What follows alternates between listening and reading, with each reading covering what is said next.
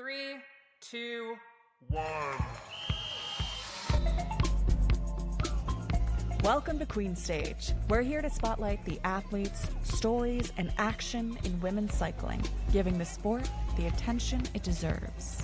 And we're going to do so with the quality, depth, and personality the sport demands. I'm Rosael Davis. I'm Betsy Welch. I'm Anna Maria Rook. And I'm Molly Herford.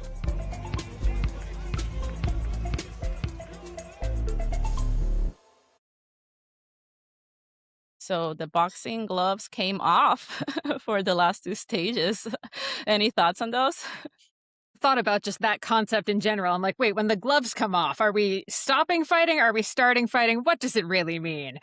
Neither here nor there for these stages. I think it means that they're out for blood now. Because, okay. I was just picturing like knives. I know it's all like friendly rivalries, but like that individual time trial and today's stage, which was like a classics kind of stage, was so exciting. How exciting was it to see Anna just dominate? I love Marlen's reaction afterwards. She was just like, okay, wow. I think she, like, you could see her say, wow, as she's watching Anna come in. And we've been talking about her quite a bit. We've been seeing Anna get back to fitness. We saw it in the Vuelta. And wow, what a performance on that individual time trial, which looked horrific, by the way.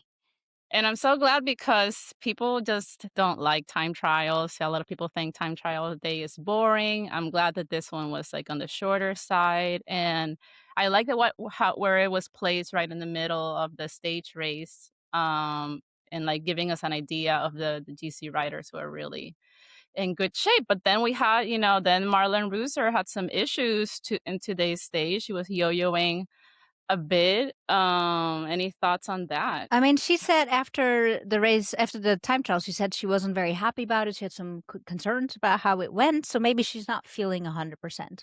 Or was she kicking herself for bike choice? Well, we'll talk about that. I made notes on the tech that I saw that day. She did say on that post-race interview that she thinks she left a little bit in the tank.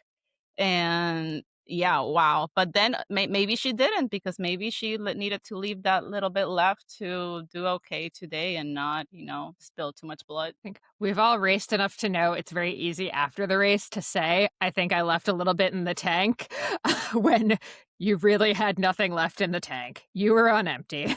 All right. Well, I am excited to jump in. So Molly, let's get this started.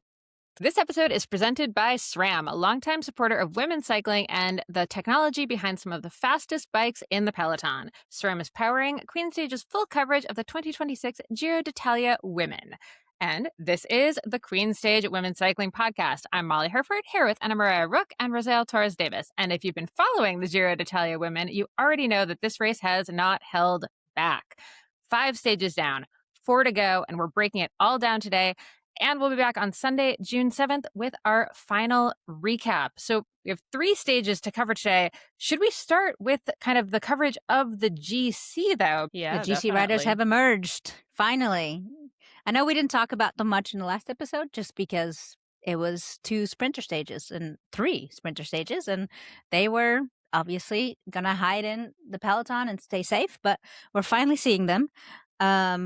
What we didn't mention is that it's Demi Vollering's big dream to win the Giro. She had, up until today, never won a stage here before.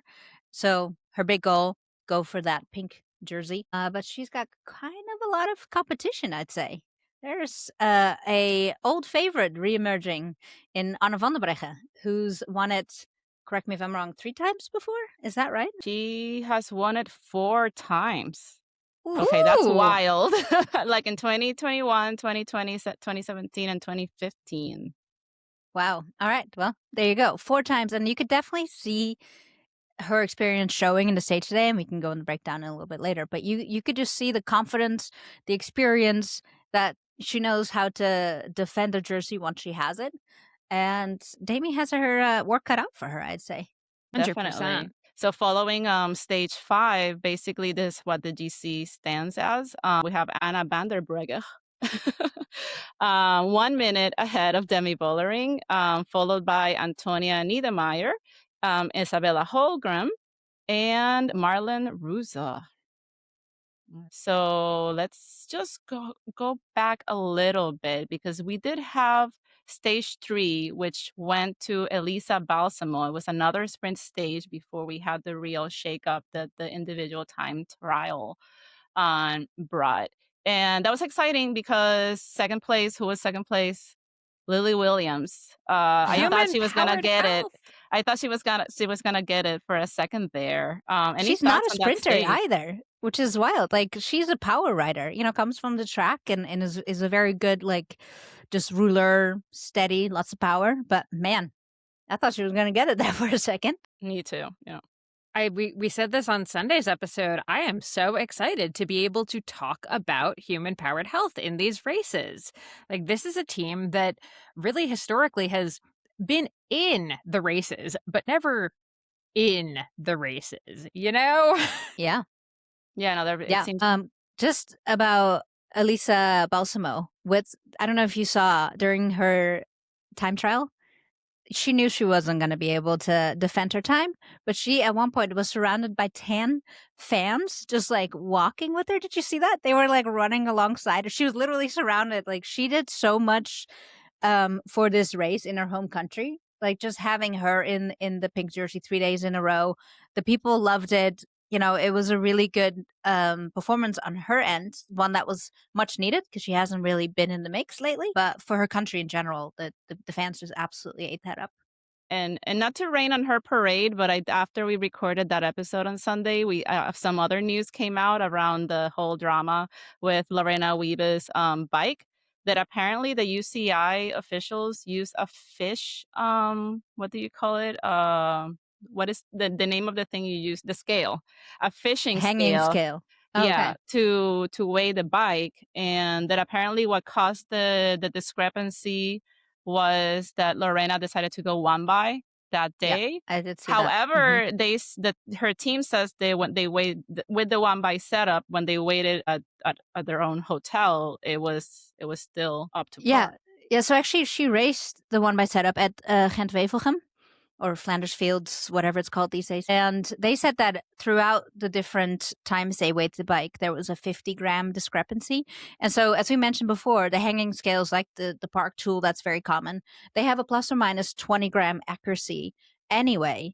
So, yeah, the fact that they've noted 50 grams of difference at various times, it's such a bold decision for these race judges to make, or the committee to make, that should they take it to court, I think they would have a pretty good leg to stand on. Yeah, I think so too. It's been very funny, though, now that SD Works is in the pink jersey. I feel like there's been a distinct vibe shift from the team's Instagram, from being like a little down and out, a little bummed, a little angry at the race even, to the Giro is our favorite race in the entire universe and we're loving every second of this, which I don't blame them for. It's just been very funny to watch. But like, what do you do when you're SD Works, right? And now you're so worried that you're going to come under, and you don't want to get disqualified by any means. So do you add weight just to be safe? Like, what do you do in that case? You start bringing magnets to the finish line and just shoving them on the bikes before they get weighed, would be my answer. Not to go fully off topic, but last time I questioned why they did it after the stage, not before the stage. And this is, I kind of looked into it, but there were, during the time when we still had rim brakes and bikes were getting ultra light, they would cheat by putting a bunch of ice down the tubes of the bikes at weigh-in times before the race. Then throughout the race, the ice would melt and the bike would get lighter by the time you got to the pointy end of the stage. And so now they do either before and after, or just after, so that you can, they keep the cheating at bay. Wow. Okay, I have to say that's really creative, though.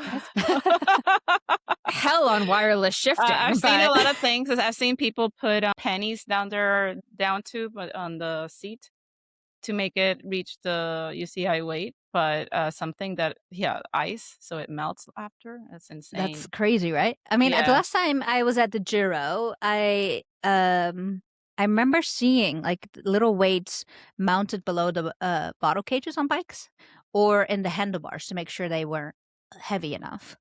But those are permanent fixtures, right? And so that's trying to be adherent to the rules. But yeah, the ice is it's a very creative cheating mechanism. Yeah, it is. So, Rook, do you wanna like walk us through the individual time trial of stage 4?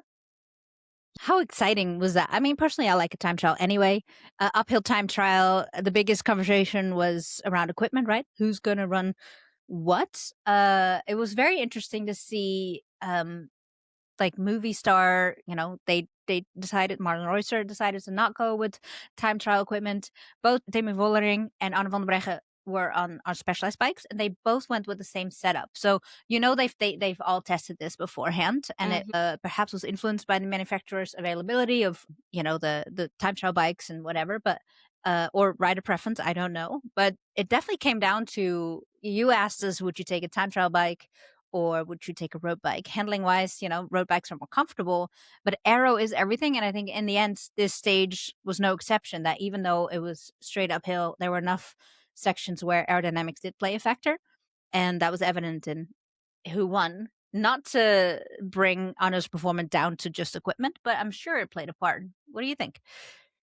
I think it played a part, but also, Reusser saying that she may have left something in the tank, would have that being enough to take the podium. I'm not sure. But anyway, fourth and fifth place, so Antonia Niedermeyer and Monica Trinka Colonel were also on road bikes. So that's why I'm on the fence, and also because people just have to make whatever choice is most comfortable for them, that they have tried and tested the most. But it was a very exciting time trial. Yeah. To share with our readers, the top 5 was Anne van der Breggen in first by a margin, a significant margin over Marlen Reusser, who is the world champion, right, in time trial. Mm-hmm. I think the time difference was a minute 4. Is that right? It was significant. And after that came Demi Vollering, who had a really good time trial. She's not a time trial specialist, but as we saw at Tour de France Femmes, FX Swift a couple years ago, she can make it count. And then Antonia Niedermeyer, phenomenal climber on a road bike. And then Monica Trinka Colonel, who also was on a road bike. So yeah, it's an interesting pairing, or rather breakdown of TT equipment versus road bike. I do wonder if you're Antonia Niedermeyer and you're so small that the weight of a normal road bike just feels nicer than the time trial bike, which is ever so slightly heavier. I also wonder if Marlen maybe almost got in her own head a little bit on the road bike, because of all the riders you'd think would be comfortable on a TT bike, one would think it'd be the world time trial champion. So I think her choosing the road bike is actually like really shocking to me. And it makes me think that she looked at the stage profile and was like, oh, this isn't really like the kind of time trial for me, or just like thought about it differently because of the profile. And then kind of, yeah, almost like got in her own way with the bike choice. Yeah, could be. It was definitely an extremely dominant performance from Anna. Like, it's, as I mentioned, like, it was great to see. It was a bit surprising, to be honest. I didn't realize the gap was going to be that big, and it was a tremendous GC shakeup. We know she can climb, so I'm telling you that the knives came out, the gloves came off. Yep. Very exciting. And then stage 5. What happened today? Like, someone just explain. I mean, Rosael, explain what you mean by a classics type stage. Well, because it was a bumpy stage, but it did not finish on a climb. We had the toughest climb came a little bit after a quarter into the stage, and we saw some people getting dropped off. Oh wait, I'm looking at the wrong profile. Let me look at the right one. Oh yeah, I'm still right. I'd say it was a climby finish. Yeah, it was a climby finish, but it was still downhill. I think also the 3 climbs in the end were not as challenging as not a true climbers course. However, we did see a small group that basically represented a lot of the GC taking the race on, and I really enjoyed. I do like a circuit ending where, like, the last climb they got to do it twice. I think it's helpful because you don't always get to do a full recon of a race. And from what I heard in the commentary, most riders were not able to do a full recon of the route. And you could see people taking the first time they took the last climb, they very carefully, very thoughtfully, and then the race was on again. The final time they went over it. And yeah, Demi Vollering took the win today from a sprint in a small group against Antonia Niedermeyer, Isabella Holmgren, who finished 2 seconds back in fourth place. Like, what do you guys think? Do you not think it was like a real No, I'd say it good was a spring classic? climbers. This was the first showcase of the climbers and the GC favorites. Just you could tell as we were going into what was going to be a 4-up sprint finish. Niedermeyer and Isabella Holmgren, they were trying to be creative because they're not going to outsprint Demi Vollering. Like, Demi Vollering is an all-rounder. She's not a pure climber, but she certainly can climb, and she has more power than the other ones when it comes to sprint finish. So in that 4-up sprint, it was kind of inevitable, I think, that Demi was going to win that. And so these other riders had to do something creative. I was very impressed by Isabella Holmgren. Like, for someone with so little World Tour experience to, be able to ride in that group, that was really impressive. Antonia Niedermeyer is a rider I want to see more of. We don't talk about her a lot, but she's extremely capable at climbing and duking it out with the best. I think if aside from pure power, what showed today in the sprint was experience. Definitely. Absolutely. And any thoughts on Elisa Lamborghini? We saw her getting dropped and I was concerned, but I think she really just rode her own race because she was able to make up for it later on. And we did see that she made it up in the GC, moving up a couple of places, while Marlen Reusser, also yo-yoing off the back, dropped in the GC to fifth place. Yeah, she's not that far back. And actually, my question with the GC and coming back to a bit of like the SD Works drama, what we didn't mention is Michaela Harvey also crashed in stage 3. So one of the SD Works women, and withdrew. So now SD Works is down 2 riders. Do we think Anna van der Breggen has enough like people on SD Works left to support her to like maintain? Does she need that? That's maybe the fair question. Yeah. Could we just get rid of, the rest of the team just goes and chills in the bus, I think just with saves her their legs. experience, She's such a soloist, yeah, I think with her, it doesn't matter because she also comes from a time when cycling, even though you had a team and that team could pitch in, depending on the race, a lot of it was up to her as an individual to take the win. So I think she can do both.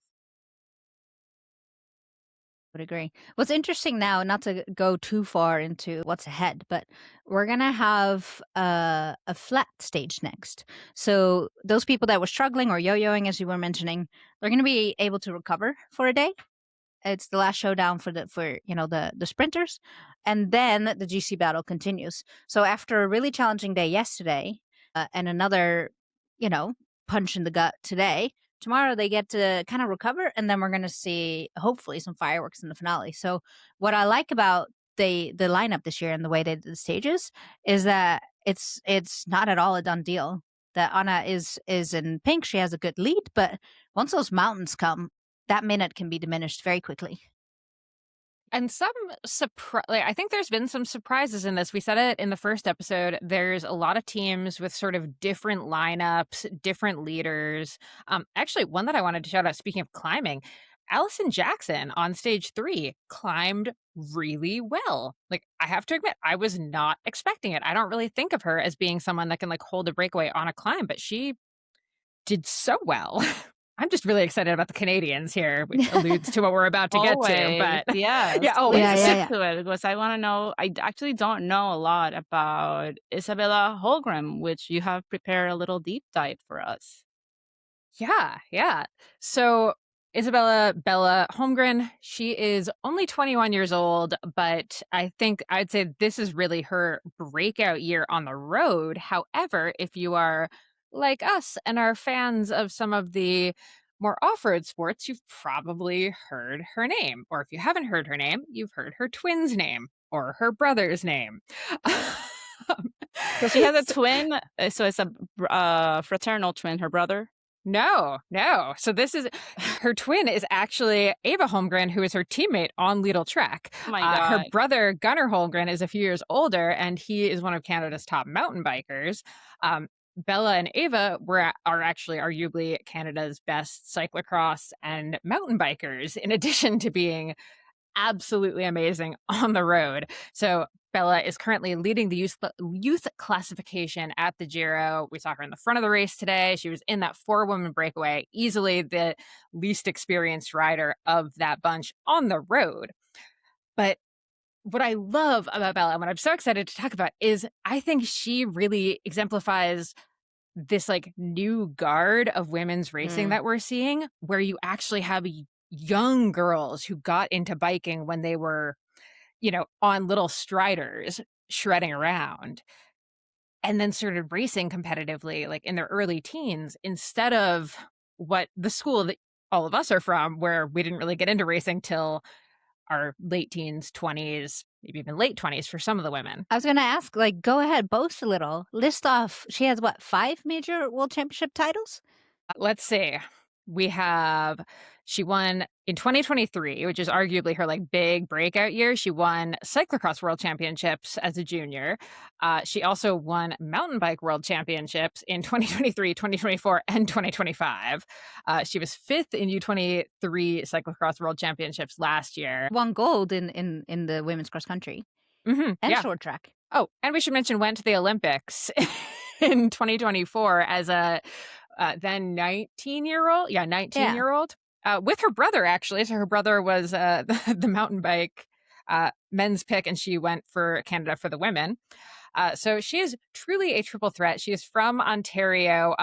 Not to make this about men, but Ontario, Canada, really a good place if you want to do really well in the Giro d'Italia, because it's also the home of Derek G, who had his breakout back in like 2024's Giro.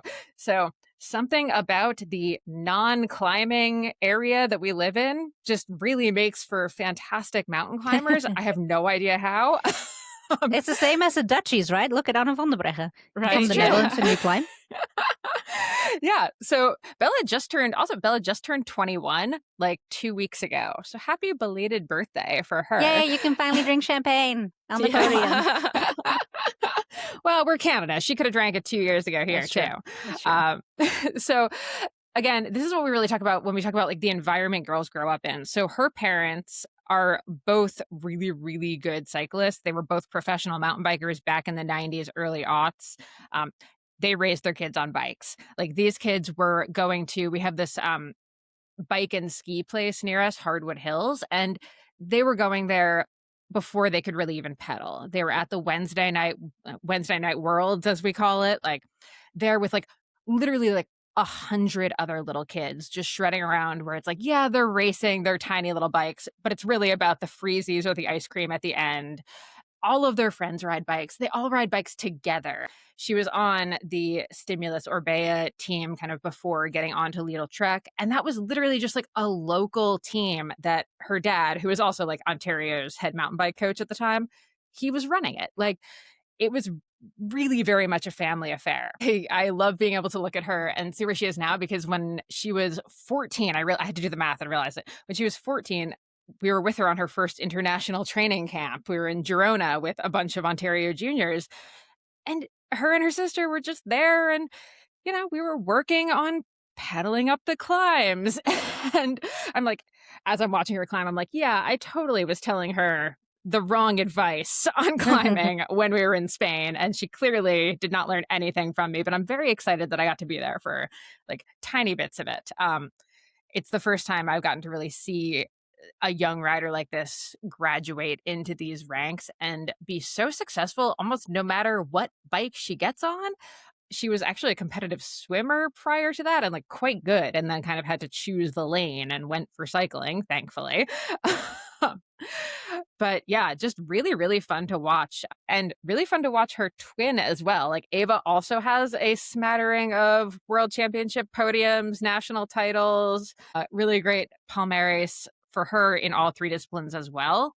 And I do think, like, while everyone's looking at Bella right now, I think we also really want to keep an eye on Ava, because I think those two are gonna really like go back and forth because like there was a time where like Ava was actually kind of the more dominant of the two in racing, and then Bella, and they've shifted. So That's pretty cool. Bella's one That to is watch really right cool. now, and Ava You know what's is great? What's great about this, we were mentioning these two Canadians who mentioned Lily Williams. Like, this is all very promising given where the World Championships are later this year. Like, I love seeing this, like, the strength of the Canadian and North American riders in general, knowing that we have a North American World Championships this year. Yeah, but It's then an it makes exciting me buildup. even more mad that in track cycling that they got rid of the women's program. yes. For it, they got it's only for the team pursuit or the So full it's track like schedule. it's complicated. So Yeah. yes, it's women's track endurance. They canceled or like they put a pause on the women's team pursuit team. However, and that makes it sound as though there are other women in the endurance track program. The thing is, the Madison and the Omnium, we didn't qualify anyone in Canada. So team pursuit was the only thing that we were qualified for Worlds. So Yeah. by getting rid of that, they It's essentially just eliminated the team. it's wild that they would arrive at that conclusion given that the women's team pursuit has done better than the men's, right? In the last 5-7 years. It's wild. Yes, not to mention just even if you look at cycling as a broader whole in Canada, we have the road world champion is a Canadian woman. Like we have Bella doing this. We have so many amazing women, and it's just such a short-sighted decision, even if they can prove it with performance metrics, which I have sincere doubts about, that I'm working on a big thing on that. But even Yeah. if they had that, to do this to women cycling and make that kind of statement is just so poorly done. Yeah, very poorly So done. true. And I hope they get sued and that the athletes win. And yeah. We might even know, probably not by next Sunday. I was going to say we'd know by then, but I believe mediation and arbitration are scheduled for the next week or two. So there should be more out about it. And the more it can stay in the media, I think the better. If you really want to feel just like have some good Schadenfreude, go look at Cycling Canada's Instagram and the comments on anything that they post right now. People are so mad. It's Well. very funny. You mentioned Magdalene Valieres. Where has she been? She had These a really would've good been- start to the season. She was like up there in a lot of races, but yeah, has kind of not been a factor. Let me. Has she actually been? Because, like, you would think the Vuelta or now the Giro would have been a pretty decent opportunity for her to showcase Yeah. that rainbow I jersey. mean, no, she is in this year's Giro, and maybe, I don't know, maybe we're just having, because I remember she has been visible, especially in the first stages. She was working a lot in the front for EF. I have here for today's stage 5, she finished 8th place. So not terrible. And I think during some of the classics, we definitely talked about her because we were talking We did. about, yeah. So we were saying like, oh, she, with the rainbow jersey, she's like feeling really confident and good. So hopefully she's maybe just like taking a little bit of a back seat in this Giro, and we'll see her in the Tour de France Femmes. She seems to be happy being a type of super domestique. And yeah, we're just getting to know her. So maybe she takes a little longer to peak in the season, and maybe she just likes the really hot weather of the end of summer. Or some ebbs and flows, yeah. Yeah. So should we move on to the previews for the next 4 stages? I like it. The docket for next is the final stages 6, 7, 8, and 9. As mentioned earlier, the first stage will be a flat one. This is the last opportunity for the non-climbers, the rouleurs to try a breakaway, or the sprinters to go for one last chance at glory. Perhaps Balsamo has yet another sprint in her legs, who knows? And then we're going to go into the mountains. It starts with a punchy finale in stage 7, which is also the longest stage of the race. I think it's 120 Ks of flat before the road finally kicks up and gets into the mountains. And then we have a queen stage on the Colle delle Finestre, which is an iconic climb in the Dolomites. And we're going to end up in a punchy finale on stage 9 with 3 category climbs. So basically, what that means is that we have a flat stage. This is when the GC riders can stay protected, recover a little bit, and then it's all about the seconds and preserving their time or making up time. But looking at the profile of stage 7, it is the longest stage, and it has a difficult climb in there called Pietra Gavina. But then again, it's downhill all the way to the finish. Yeah, So I 20K. guess it could be a day for Vollering, I guess. I mean, let's reel back a little bit. The sprint stage, who's gonna win that? I'm throwing in Elisa Balsamo just because I really haven't seen anybody else come very close to her. For sure. And she currently is, I mean, she has 105 sprint points compared to second place, which is Lara Gillespie, who has 50. So Balsamo is clearly just head and shoulders above in the sprints right now. And I think is going to want to maintain that. Yeah, be exciting if a absolutely. breakaway goes. Sure, but I think Laura Gillespie, she's been so close and they really, really want that. So I wouldn't be surprised if she finally connects the dots and makes it happen on that final opportunity. Okay.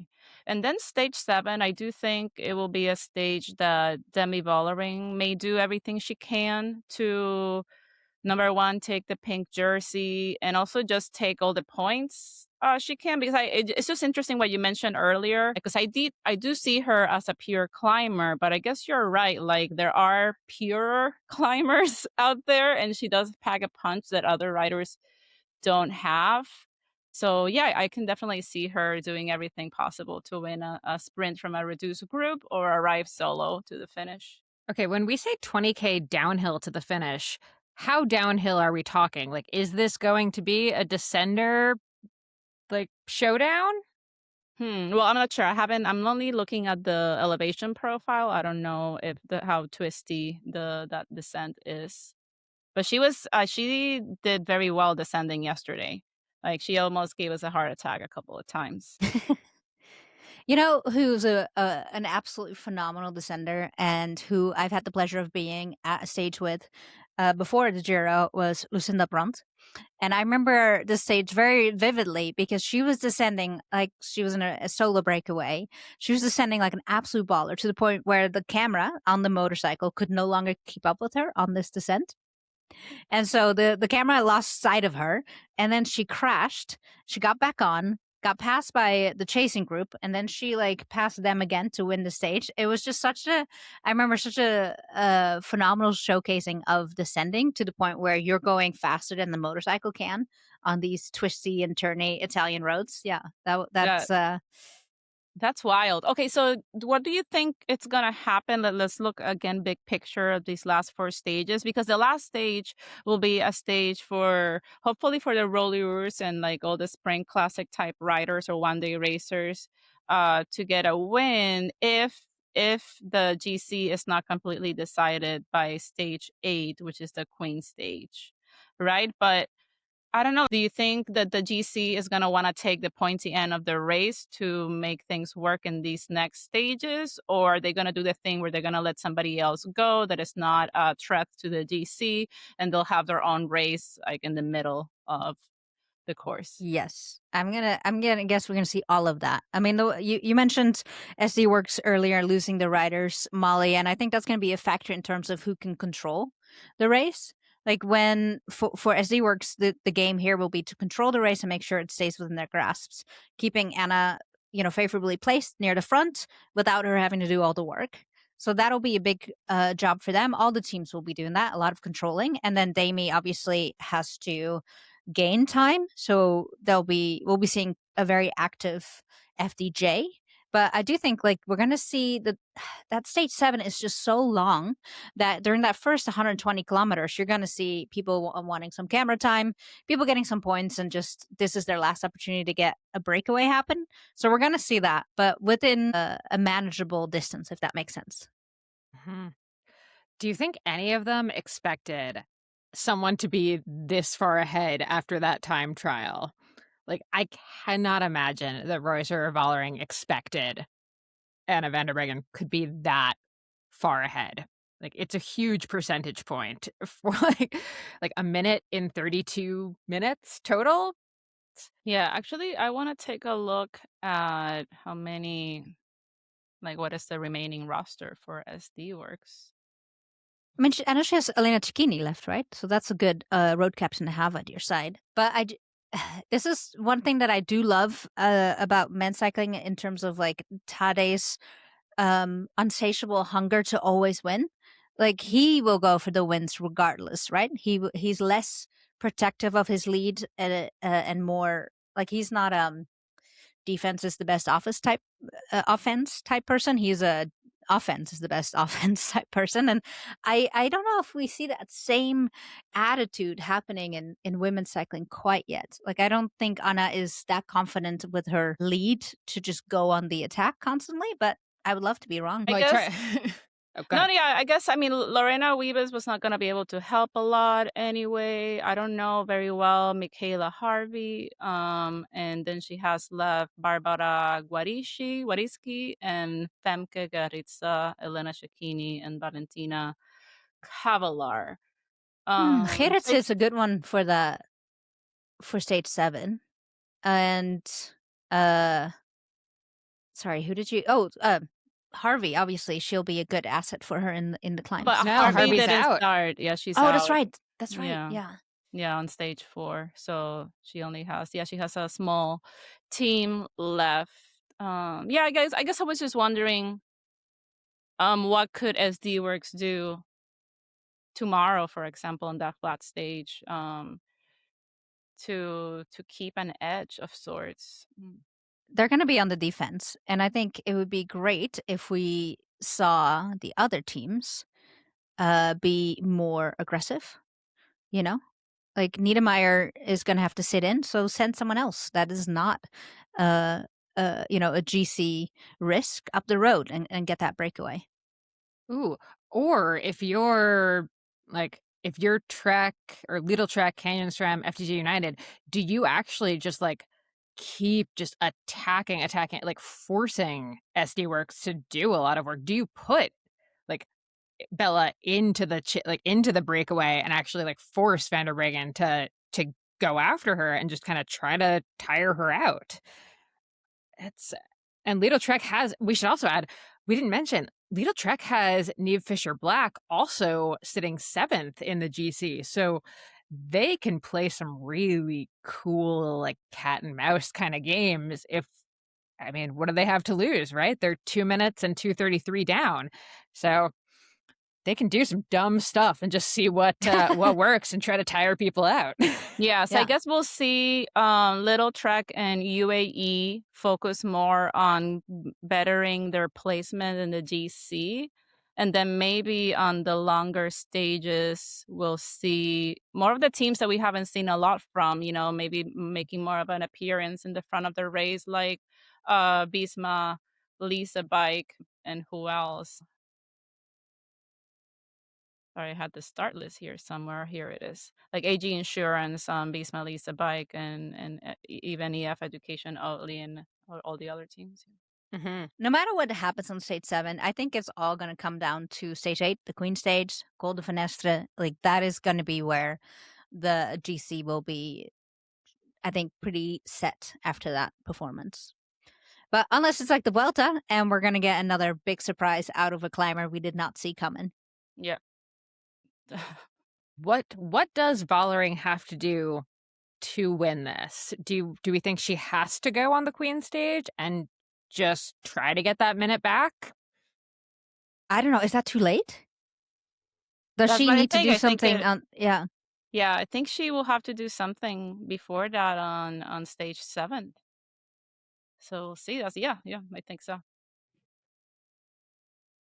So interesting. I'm so excited. This is one of like the better stage races we've seen in quite some time. This is a good group, like in the top 10 in the GC. It's close enough that it still feels like anything could happen. Yeah. Whew. Yeah. I guess we'll see how it wraps up because we still have 4 stages to go. But like I've said many times, I do like how this has been designed. I'm enjoying it. Yeah. What's interesting about the way the Giro is on the calendar is that this, as you know, Demi and Marlen and Arne van der Breggen are choosing this, right, as their final preparation for the Tour de France Femme avec Swift. Other riders, PFP notably, has chosen to sit this one out and focus on training instead. The question is, it's like this already on the men's calendar, where do you go to the Giro, yes or no? Is Giro too hard to then perform in the Tour de France? Can you do the double? Like the same questions apply here on the women's calendar, except that they get a slightly more bigger break in between these two stage races. And so, yeah, the questions are the same. Can Demi Vollering, for example, do the double, or whoever takes the win here on Sunday? Yeah, no, definitely. It will be fun because I think we'll go back into the Tour de France Femme avec Swift not really knowing, because of that long break. I kind of like that. I kind of like the surprise, because the surprise will come from the top dogs, the GC people, and everybody else. Like, we don't know. Like, for example, Mavi Garcia. She's also in this Giro Italia, and we love her, and she's a talented racer. But yeah, she seems to peak in a different way than other riders. What's interesting too, I think a lot of people clamor, like if you look at the numbers, for example, of how many people tune in, the Spring Classics are highly popular. And then again, the end of the season, people like one-day racing. But once you really understand stage races and the tactics that go into it, they're extremely exciting.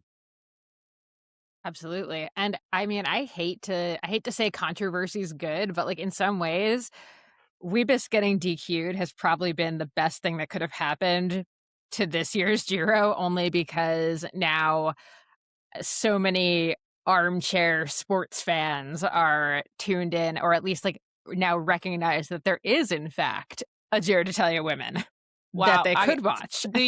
Are you the PR agent for RCS Sport and Giro d'Italia woman? Because that's brilliant. I know, like, I hope it's not true, because to lose such a rider. But yeah, like, what a way to put the race on the headlines. That's not a bad idea. Mm-hmm. They actually paid off the UCI not to get an Italian into the pink jersey, but just to get more headlines for the race. It was like it was a twofer. Hey, listen, yeah, because at the same time, it has a better place in the calendar, but it's again behind the shadow of the men's Giro, which I haven't even looked at who won the last few stages. But I'm glad I can focus on women's cycling these days. Yeah, I mean, the men's wrapped up the same day as the women started. Is it the day before the women started? No, it was the same day. The same day. Yeah. And so that's much more favorable than this happening during the men's Tour de France. I much prefer it this way. I know a lot of people get race fatigue after watching, 21 days of men's racing, but I prefer it this way. And like I said, it's a nice way to balance out the Tour de France Femme avec Swift with this stage race, because as we're seeing now, we're getting treated to a exciting GC battle. Like, I know in the first episode we talked about some teams bringing their B team, but other teams are bringing their A team, getting them ready for the Tour de France Femme avec Swift. So we basically get double the exciting GC battles. Yeah, loving it. All right. Ooh, okay, wait. Here's my question. Should we go to where instead of having the Giro, like the races happen one and then the other, should we actually do it so they actually like swap stages? So it's like a full 6 weeks of men's and women's racing, but it's like 2 men's stages, women's stage, 2 men's stage. Oh my God, no, a little too. Mix it in. I don't think my brain would be able to handle that. It'd be so hard to cover. It'd be so confusing. But and you wouldn't get that attrition, right? Because you would give people time to recover. I mean, I do have. I really wish we could have substitutes in stage races. So, like, each team brings 2 extra riders that they can switch for special, like, events things, and maybe give a GC rider a break or something like that. But yeah, I know not a lot of fans of that idea out there. No, you want to see the attrition, Like, I mean, I don't know, maybe this, I don't know if you paid attention to there was the enhanced games in Las tell Vegas. Me about it. Yeah, so a couple weeks ago, Vegas hosted what was called the Enhanced Games, a showcasing of sports where doping was allowed. They just basically said, what if there were no rules? And provided a handful of sports. I think it was track and field and swimming, and I don't remember what other. Cycling was not part of this. It's an interesting concept. Like, what would you do if you just let it fly, no rules? What kind of performances can people provide? And I think that takes away like what makes cycling or endurance sports so hard, right? Is that it is hopefully your body as it is, purely, not souped up with EPO, and just you get tired, and that's part of the racing. Yeah. Yeah. Well, on that note, sorry, I know we need to wrap up soon. But when I think back to Unbound and what race genuinely like feels attractive to me, is the XL. But somehow maybe you're like, not I in want to race practice. track. I know. I love doing the shortest races in the universe. But when I think of Unbound, I just see more of the adventure part of it in the XL. And there's something about riding at night, also that I think could be fun there. But only if I could Betsy ride it and I were dry. Yeah, Betsy and I were talking about how we both want to do it again, having done it before. So Maybe we can do a queen stage battle. Who's gonna win between the three of us? Yeah. Well, yeah. I want. You see, no, I don't want the pressure. I'll just relegate myself to third place in that race. Run it. Yes. To be fair, in the mud that I had in 2023 and that the riders had this year, there was so much walking and hiking. You probably would have outperformed all of us. No, honestly, that could definitely play a factor, because if you're not used to hiking, walking, running at all, like I'm sure you have to train that part as well. Like when you do cyclocross, you have to do a 20-minute run today. I had not signed up for a 4-hour hike, and that's what I was doing. So you'd have that in the bag, Molly. Wow. Yeah. I don't sign up for hikes either. Molly could be part of our content team. You know how you could be outside the gas station taking a video of us jogging along next to you. Yeah. Count me in for that. Yeah. And annoying all the clerks in all of Kansas. Yeah. They better get overtime or like hazard pay for that weekend. Yeah. All right. Should we wrap? Let's do it. All right. Before we let you go, huge thank you to SRAM for making this episode possible. We genuinely could not do this without them. And we are back this Sunday, June 7th, with our final recap of the Bellissima Giro Women. And we'll have a guest host joining Rook and Rosael, Aiden Burgess, host of the Domestique Hot Seat podcast. And if anything you heard today got you fired up, do us a favor and leave us a rating and a review wherever you're listening. It takes about 30 seconds, and it makes a real difference in helping other people find the show. You can also find us on Instagram at queenstage.cc. That is it from us today, and see you on Sunday.